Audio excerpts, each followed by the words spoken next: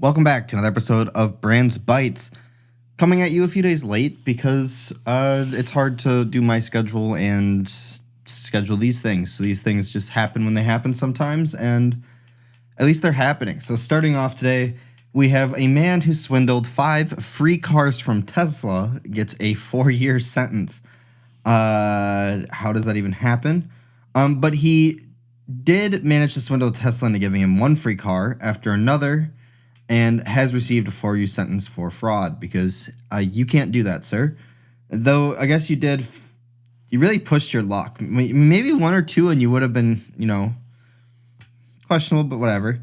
A remains of, a Tesla Model X spotted on a frozen lake in Champlain, Vermont, pictured above. As you can see here, a little burned down there on the lake. But that's when this story first broke, because in 2019, he did that with one of his cars. At the time, there was absolutely no information on how the electric vehicle ended up on the frozen lake. It took another 2 years for us to learn of the man that was behind this strange sight.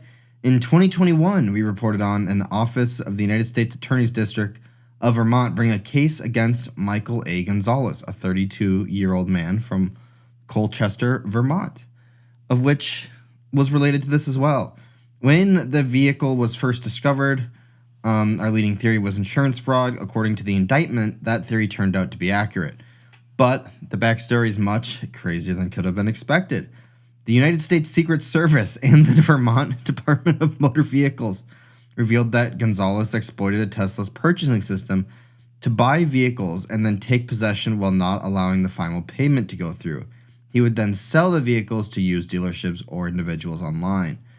They wrote in the indictment, according to the indictment filed on the case between September 2018 and January 2021, Gonzalez obtained 5 Tesla vehicles worth a total approximately $607,000 from dealerships in New Jersey, New York, Massachusetts, and Florida. For each vehicle, Gonzalez made the initial payment of approximately $2,500 and then arranged for electronic fund transfers to cover the balance of the vehicle's price from accounts with insufficient funds or from fictitious accounts, which you also cannot do. But he still managed to get 5. The burned Model X was the 5th and last Tesla to be part of his scheme, and he reportedly wasn't able to sell the vehicle and decided to torch it to make an insurance claim instead. It is crazy that there are people out there that do this and think they're going to get away with it. Let alone, why do none of these people stop at 1 or 2? Like 1 or 2, homie might have been okay. Like, not that you should do this. Like, I don't condone doing this, but 5 and over $500,000, they're going to take a bigger look at that. And that's when you're going to get caught. The United States Attorney's Office for the District of Vermont stated that on October 11th, 2023, Michael Gonzalez, 34, of Shelburne, Vermont, was sentenced by Chief United States District Judge Geoffrey Crawford to a term of 48 months imprisonment to be followed by a 3-year term of supervised release. Kind of wild he didn't get more for over $500,000, but I mean, do the other people get to keep their cars? Those other dealerships? How does this work out? Like, what happens to the $607,000 that Tesla lost? Where does that go? Like, does the government just give Tesla money? I guess Tesla Insurance claims it, I guess? Who really knows? We do have a few other Tesla articles here, though, starting with Tesla's Summon feature saves an owner locked out of their parking garage. So the Summon feature, if you don't know, within Tesla vehicles is the feature on which the app, you can click Summon, and the car will do just that and find you and pull up. Now, it is a feature within Tesla's autopilot and full self-driving system. Originally, it was used by owners to move their cars autonomously for a few feet in their driveway, or say you were in a parking spot and there was just no room on either side, you could pull your car out of the spot at least, which is actually sounds really stupid. I think at the end of the day could be a pretty useful feature. The idea is that Tesla would eventually have a summon and reverse summon when going to a parking lot. Say you pull up to the store, don't even bother parking your car. Pull up front, get out, let it go park.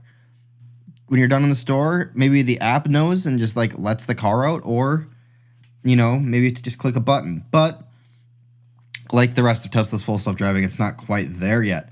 Though people have shown it in parking lots, driving all the way up to them. This here is somebody that is... It's crazy that this works. They summon the car, and as the car drives here out of the spot, it navigates the entire parking garage, which is actually kind of wild to think about, because the car has to figure out which way it's, like, read signs and know which way it's going, or maybe it just got extremely lucky. Kind of hard to say. But due to the after-hoursness of the parking garage, it needed to drive up to the gate, of which it did, and because the gate had sensors on the inside, it was able to access that sensor and open the gate for him. So not that it's a full ready to go or anything like that, but Tesla's summon feature is actually... This is a legitimate use case, and it's not even fully out yet, and there's going to be plenty of other really cool use cases that are more expected, I would say. I wouldn't put this under the expected category. I guess in the future maybe it will be, but for now it's not. And for our other Tesla article today, we have Tesla announces the 4680 battery cell production breakthrough. Tesla talked about these batteries and what they were really going to be providing, and it's going to have 5x the energy, which means 16% more range on their vehicles and 6 times more power on these cells. Now, Tesla announces things like this all the time where they know in theory what they're going to get, but they need a breakthrough to get there. But they know that they're on the verge of that breakthrough, and it's just kind of a matter of when, which seems to be a way that they also release their products, aka the Cybertruck. So, Tesla today confirmed a significant breakthrough in the 4680 battery cell production at Gigafactory, Texas, as it's produced its 20 millionth battery cell at the factory. Now, we haven't had many updates on this because Cybertruck is kind of the big reveal for it and is a completely designed from the ground up cell, completely brand new. And the automaker claimed to potentially reduce the battery cost by over 50% by this new design, which is actually kind of wild when you consider that in the Model 3 and Model Y, that could be easily 50% of their costs for the vehicle. And that is insane to just realize because an engine does not cost them that much. Now, this does give us some idea of the production rate since Tesla has announced its 10th millionth battery cell at Giga Texas in June. Therefore, we know that Tesla produced about 10 million in 16 weeks. That's an average of 625,000 cells per week, about the same as they lost in that fraud case. Check out that if you're watching the clip of this episode. But it is fairly safe to assume that production is now well above this average, say 80,000, 800,000 of this. Basically, Giga Texas is cooking. It is making Texas-sized production amounts now, at least of these battery cells. Now, the 4680, we don't really know any of the actual specifications of it, but is believed to have a capacity of about 26 amp hours. I believe that's what that is.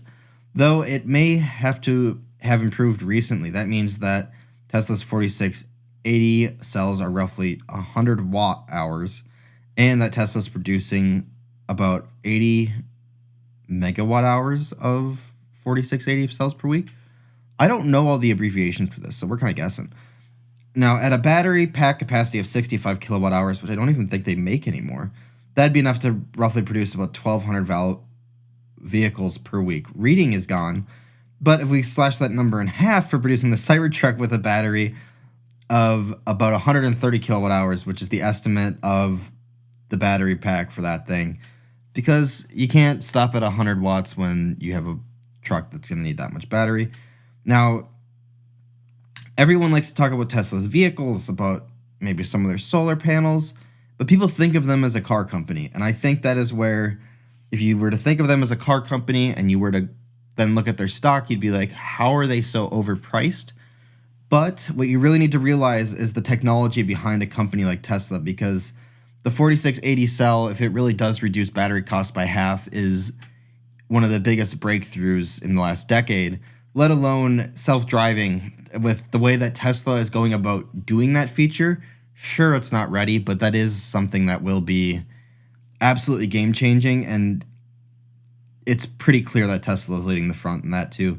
So if you start looking at them as a tech company, because that's really what they're doing at the end of the day, especially when you put together, I don't know, say Optimus, the AI bot that Tesla's also making. They are really a tech company. Cars just happen to be their main, you know, I can't think of the word, main production or main sell, whatever. Point being, it'd be good to just think of them as more than just a tech company. With that said, Teslas are going to get much more popular in Stockholm because Stockholm just banned most combustion engine cars from its city center. Now, we talked about how Cruise, the AI self-driving company CEO, said that he thinks all non-self-driving vehicles should be banned in city centers. So Stockholm went and banned all non-EVs, basically. You have to have more than just your old beat-up Dodge in a year. You have a year to change out that vehicle, get something. It will allow hybrid vans in the city center and additional combustion-based ambulances and police cars. Additionally, if you have documented disability, you can drive whatever you want, blah, blah, blah, blah. Now, this is just for what's called the city center, 20 blocks at the heart of the city, which begs a lot of questions for me. Now, them getting banned in Stockholm, Sweden's ahead of the ball game on everything, it seems like, when it comes to at least energy or like green-related stuff. The bigger question is, say you are trying to go in those 20 blocks, do you not have to park possibly 10 blocks away from where you need to go? Like, or you just have to buy a car, I guess, in the next year. It's interesting. Will that mean you will need to, like, if you have to, say you're on the east side of the city, whatever direction I'm pointing to, and you're trying to go to the west, right? Like, what happens? Do you now have to drive all the way around if you have a gas-powered vehicle? Or do you park here and Uber across? Or do you just park here and walk? Like, there's... You know what I mean? Like, there's so many weird questions that come around this, and I guess we'll see in a year. Also, are the police gonna, like, super enforce this? I'd say here it'd be pretty hard to get the police behind enforcing it. But maybe Stockholm has a different idea. I have a lot of questions. Also, if your police cars aren't electric, every car in that area will just smoke police cars if they want to drive away. But maybe Sweden's got that much less crime where it doesn't really matter. And I know a lot of people walk there because like the cities are small, but I don't know. It just feels weird. Sonos vows to keep fighting Google. If you didn't know, Sonos and Google have been in a battle. If you're wondering why you haven't seen more Google smart speakers from Sonos or whatever, vice versa, and you were like, I thought they had a partnership, what went wrong? A lot went wrong. Now, basically, Sonos appears confident that it will prevail against the big tech competitor. It has accused of copying Sonos' technology for years. Sonos described itself as a primary innovator in the wireless home audio category. We have proven that Google, a latecomer, has infringed on our invention of the foundational customer experiences, including setting up, syncing speakers, as well as other important features like group volume and stereo pairing. And Sonos is sticking with that. Now, it seems like in the last few years, we've had a lot more companies decide to stick up for the little guys. Sonos is... Let's agree they're small. They're way smaller than Google, but they're not also a small company. Kind of like how Epic Games, not a small company, but smaller compared to Apple. And yet both say they're fighting the good fight. Sonos says it's trying to stand up against bad actors that do not hesitate to copy the inventions of smaller companies and pass them off as their own. And they are not going to have a resolution for this. Now, that said, Google definitely did use some of their stuff, at least to me it looks like. But they also were just partnering on stuff, so I don't know what really happened there. There are still outstanding cases between Sonos and Google in several countries, and at the International Trade Commission, we remain confident that they will win these things. And Google has already been restoring some of the software features that had previously stripped away due to this same litigation.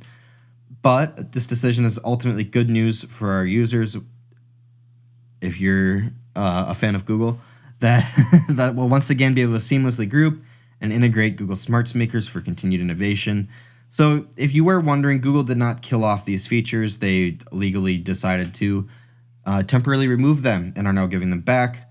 And this is just still going on and probably will be for a while.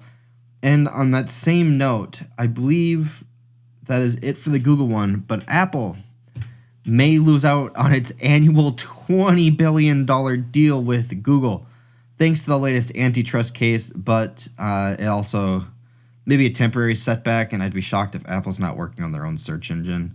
Anyways, so it was previously discovered that Google enticed Apple with a $20 billion deal that allows the search engine to remain default on millions of Apple devices. Microsoft, however, has been going at Google for a while. As you know, they may be wanting to get, they thought Bing Chat was going to save Microsoft Edge. So since Google released Bard and put that in Chrome, now people don't care as much, but, potato here. Now, the deal is not expected to take effect on Apple, and Apple doesn't really care at the end of the day. The extra 18 to 20 billion in annual. Once a year, Google would pay that just to be the default search engine on Safari, basically. But Google's still trying to fight this case, obviously, because they're Google. Absolutely, it's so wild. Previously, it was thought that it was only 15 billion, but it's actually closer to 20, which is just absolutely. Now, the aforementioned amount actually does, support some of Apple's operating costs, but Apple doesn't need the money. Speaking of Bing, an earlier report stated that Apple was in talks of acquiring Bing back in 2020, but the conversation never passed a certain point. If you're Apple, you probably learned that there's a reason they're not doing so hot, and we can do it better on our own way. So I would assume if Google is no longer going to pay Apple, that Apple would just be like, yo, we dropped our own search engine. Because why wouldn't you? Apple Maps has gotten surprisingly good pretty quickly. It'd be hard to say, why wouldn't we just do this too? Now, Google can no longer pay the former amount as the financial reports dive into Apple's $60 billion in earnings and advertising revenue, and will continue to do so on and on. Apple doesn't care at the end of the day. Sucks to be Google, but, if you're going to really spend that money, it's on you anyways. And lastly, T-Mobile customers rejoice because Starlink's satellite phone service will launch next year. We have a date on this, and I believe we have a date on this if I read this article correctly at one point. But Starlink is finally coming. Maybe there's not a date? Oh, did I just lie to everybody on accident? Starlink's phone service was announced with T-Mobile a while ago, and we were waiting to kind of just see what's going to happen here. But this is going to be really cool when it happens, because anywhere there would typically have been a dead zone before, you basically will never have again. That said, how strong the signal will be, blah, blah, blah, blah, lots of questions. But Starlink has published a new page on its website that outlines the service, when it will launch, what carriers will be partnered with Starlink at launch, and according to the website, the service, which is called Direct to Cell, will officially launch next year. At launch, the service will be only supporting texting, but the company isn't stopping there, promising to add support for its voice and data, as well as IoT only a year later in 2025. Now, only text, to be clear, is not amazing, but it's still pretty cool that you'll be able to text pretty much anywhere. So as you can see here, ubiquitous coverage. Starlink satellite direct-to-cell capabilities enable ubiquitous access to text, calling, and browsing wherever you may be on land, lakes, or coastal waters. And it will work with devices with common LTE standards. Now, they were waiting on whatever government corporation, blah, blah, blah, blah, was supposed to approve this, and it got approved because of the special bands it's using. But this is going to be absolutely cool, because there's even parts in Texas around Austin where I live where there's no cell coverage because it's just such a rural area once you get an hour out of the city. This is something that would actually, we're 2 years away possibly, but texting would at least be fixed. That's pretty massive. So your phone would literally skip the towers at home, the towers in whatever, it would go straight from satellite to your phone, which would just be amazing. And again, eliminate dead zones. This is literally what's going to make whatever SpaceX is worth now is going to be. I know they're a private company, but if they ever went public, I mean, this would be.